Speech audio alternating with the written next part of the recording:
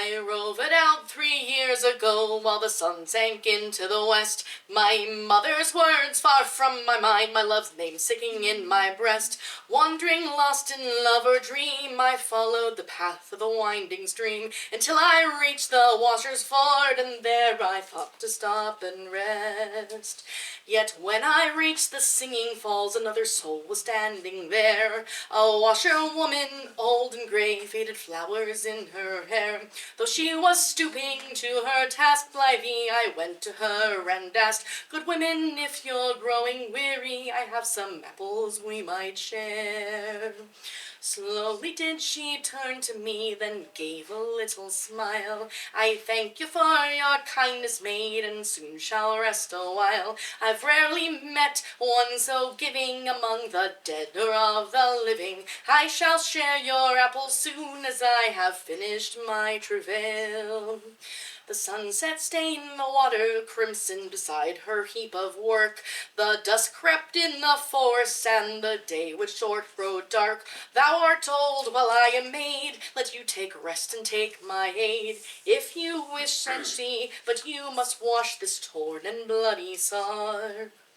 I halted for a moment, then I bent as I'd been told, took that torn and blood-stained garment, plunged it into the river cold. Yet as I watched that linen fine, I recognized the stitches mine, upon that very shirt I'd sewn for my true lover, brave and bold.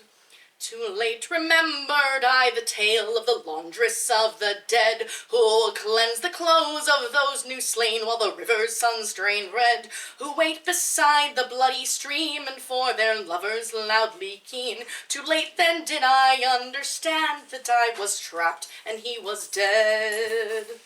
Softly then the woman wept, "I never meant you ill. Never did I think to have my freedom bought by your goodwill. But dumbly did I face my plight as the dying sun bled into night. I shed a tear for my love gone, then took my washing Underhill. Now I wash by the waterside as the sun is flaming red, and cleanse the clothes of those new slain, and hear their names upon the wind. Fair one, do not let aid nor grief entrap you, here is my relief. But fly now home to weep and keen, for by this blood your love is dead." Her apples lay upon the pathway, scattered at my feet. I gently bit and felt the juice, it tasted oh so sweet. I left her trapped among the fay, as I had been until that day, and started up the path she'd trod in hopes her people I would meet. 'Twas morning when I found them, I was tired and it was cold. My years trapped in the dark had left me grey, wrinkled, and old. It had been so long since I had spoken that words were lost and words were broken. They knew not what I said, nor what I'd been, and her story stayed untold. They drove me to the forest, over roots and rocks I crept, till by a pool the sun shone down, its rays with gold reflect. I ate another apple sweet, and revelled in the sunlight's heat. Then for the first time in forever, I laid me down and slept. My village lay across the hill, and my house still standing there. But the woman at the door was not my mother with her dark hair. Oh, is there no one left today who's from my time before the fay? Is my mother still alive, and will she know her own lost bairn? They took me then for mad and shouted I must go away. But the smith came out and told them they must let me have my say. Now, woman, you must tell us true the tale of what's been done to you. Tell us how you've been enchanted, that we might help you here today. His eyes shone like the summer sky, and a memory tried to flee. There was a lad who worked the fire. Douglas, are ye he? I am, he said, and I know you now. Come to your mother at my house. We've waited 37 years for you to come back home to me. We were married in the autumn sun, and my mother died last March. At peace she was to see me safe in my new husband's arms.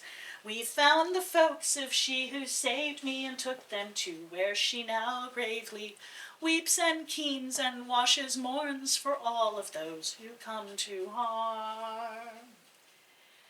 Now we all go to the washer's ford when the moon is shining high. We tell her she is loved and missed and may be rescued by and by. Though we know it is not true, we find it's all that we can do, so that she'll feel less alone as all the dead souls fly her by. She came to us this morning, happy tears upon her face. Last night, as father died, my mother came and took my place. She told me it's because of you that she knew just what to do. Now my mother will live forever in our sacred hillside space. If you go by those singing falls and you see her washing there, do not tarry, do not speak, do not your apples share, but run you home to weep and mourn for your true love who's dead and gone. And weep you also for that woman whose hands these burdens bear.